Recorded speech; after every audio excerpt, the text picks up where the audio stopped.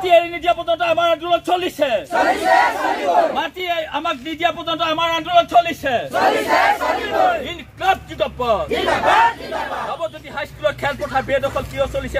চলিছে ৰাজচক্ৰ বিষয়ে জবাব দিয়ক আমাৰ ফলঙনি নৱজ্যোতি হাইস্কুল হ'ল আমাৰ গোটেই ফলঙনি অঞ্চলৰ এটা স্বাভিমান আমাৰ সকলোৰে এটা উচ্চ শিক্ষা অনুষ্ঠান সকলো ল'ৰা ছোৱালী তাৰ পৰা এটা ভাল ভাল ৰিজাল্ট কৰি ওলাই গৈছে ডাঙৰ অফিচাৰ হৈছে তাৰ পৰা গতিকে সেই স্বাভিমান থকা সেই স্কুলখনৰ মাটি অধিগ্ৰহণ কৰিবলৈ এজন সাধাৰণ কৰ্মচাৰীয়ে কেনেকৈ সুবিধা পালে সেই কথাটো আমাক তাৰ বিচাৰ লাগে আছে বুলি আমি ভাবিছো আৰু তেখেতে কাষে পাৰে কোনো মানুহৰ লগত কথা নাই কিমান দিন আছিলে পাহৰিলো তেখেত যেতিয়া গৈছে কাষৰ মহিলা সমিতি অফিচৰো মাটি জোখা মেখা কৰা হৈছে মোলৈ খবৰ দিলে মই গৈ পাইছো তেখেতক মই কৈছো বাইদেউ মোৰ কথা ক'বলৈ আছে শুনক মই মহিলা সমিতিৰ মই ছেক্ৰেটাৰী মই শুনক মই কথা ক'বলৈ আছে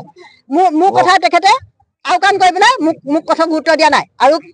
বাইদেৱে কিবা কাগজ এখন দিছে মাটি কিনাৰ কাগজ এখন দিছে কৈছে সেইবোৰ কাগজৰ মূল্য নাই মই কৈছো কিয় মূল্য নহ'ব কাগজৰ আজিৰ দিনত কম্পিউটাৰ যুগ মোবাইলৰ যুগ আজিকালি বস্তুবোৰ তথ্য সংগ্ৰহিত হৈ থাকে সেই সময়তো হাতে লিখা কাগজৰ বাহিৰে কি বেলেগ হাতে লিখা কাগজৰ কিয় মূল্য নাথাকিব আৰু আপুনি পইচা লৈ কৰিবৰ কাৰণে কিবা চহী ভাবুকি দিবলৈ কৈছিলে আপুনি কাগজখন চাওক কাগজখনৰ ৰং চাওক মণ্ডল গৰাকীৰ নাম কি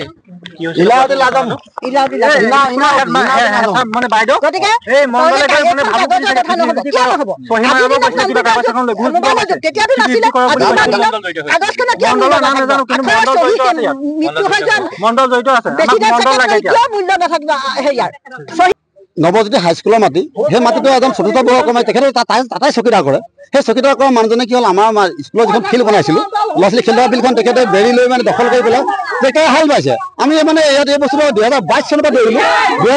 2022 চনৰ পৰা মানে এই কথা জনাই আছো আমি অফিচাৰসকলক ছাৰসকলক জনাই আছো ডিচি ছাৰক দিছো আমি চাকৰি অফিচাৰ দিছো কিন্তু ইয়াৰ আমি মানে উত্তৰ নাপালো এতিয়া ক'ব তেখেতে কিছু গোবৰ পেলাইছে ৰঙালাও খেতি কৰিছে আৰে ভাই আমি পঢ়া স্কুলখন আমি খেলা ফিল্ডখনৰ যদি কোনোবা আজি চতুৰ্থ বৰ্গ কৰ্মচাৰী হাল বাই পেলাই লাও খেতি কৰিব ৰঙালাও খেতি কৰিব আমিতো হয়তো কৰিব নোৱাৰিম নহয় আমি তাত খেলি ডাঙৰ হৈছো গতিকে এনেকুৱাবিলাক কথা আমি ক'ত যাওঁ আমি য'ত আমি জনালো আমি তাত কাজিয়া কৰিব নোৱাৰো নহয় আমি অফিচত জনাইছো ডিচি ছাৰক জনাইছো এডি ছাৰক জনাইছো এই ক্ষেত্ৰত আমি পাছতে আগৰজনক আমাৰ বৰ্তমানজনকো জনাইছো কিন্তু আমি সেইদিনা ৰিপৰ্ট বিচাৰিলো ৰিপৰ্ট এটা দিব নোৱাৰিলে বুজিছনে এনেকুৱা অফিচ চলে নেকি এটা ৰিপৰ্ট দিব পৰা নাই আমি যিখন কাগজ দিলো চাকৰি অফিচত দিব পৰা নাই আমাৰ চাকৰি অফিচাৰ এডি ছাৰ ক'লে যে ৰাজবংশীক লগক লৈ যাওক ৰাজবংশী আৰু লগত কেইটামান 3খন 4খন বহি লুটিয়াই আছে আমাক কিন্তু ৰিপৰ্ট দিব নোৱাৰিলে 2 ঘণ্টা আমি বহি গুচি গলো ইতিমধ্যে সেই মাটিৰ নামজাৰি কৰিছে নেকি নামজাৰি হৈ গ'ল ভুল অৰ্থ কৰিছে তেখেতৰ বাপেকৰ নাম আছিলে কানুৰাম তাঁতীৰ পিতাকৰ নাম সনাতন তাঁতী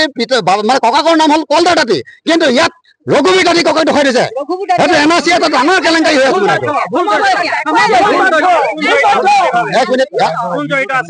এই মহিলা কিবা আমাৰ লাজম নে হাজম বুলি এগৰাকী মহিলা আছে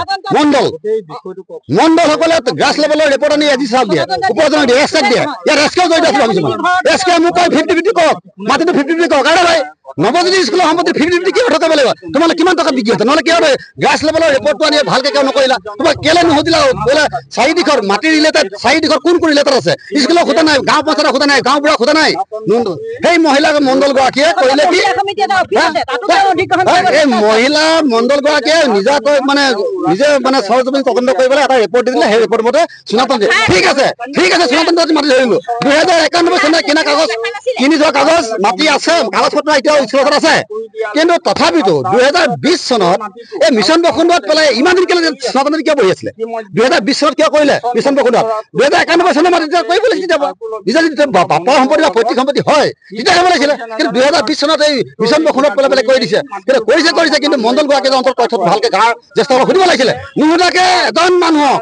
মাটিটো দি দিছে ৰাজহুৱা সম্পত্তি আমিতো মানি নল'ম এইটো কিবা হ'বলৈ আছে ইয়াৰ ওপৰত আমাৰ মণ্ডল গৰাকী উচিত তদন্ত হ'ব লাগে আৰু মই আমাৰ এডি ছাৰক এটা আহ্বান জনাইছো হাত জুই কওঁ অনুৰোধ কৰিছো যে আমাৰ এখন স্কুল আমি পঢ়ি ডাঙৰ স্কুল আমি নিজে বাঁহ কাঠ আমি গাঁৱে বিহু মাৰি আমি কাম কৰি বনোৱা স্কুলখন আজি আমাৰ সম্পত্তি নষ্ট হৈ গৈছে এগৰাকী ক'ৰ পৰা আহে এজন মণ্ডলে কৰি দিব এজন ব্যক্তিগত মান এইটোকো আমি মানি ল'ব বিচৰা নাই যিকোনো খবৰৰ বাবে যোগাযোগ কৰক 7099017330 অথবা 70990173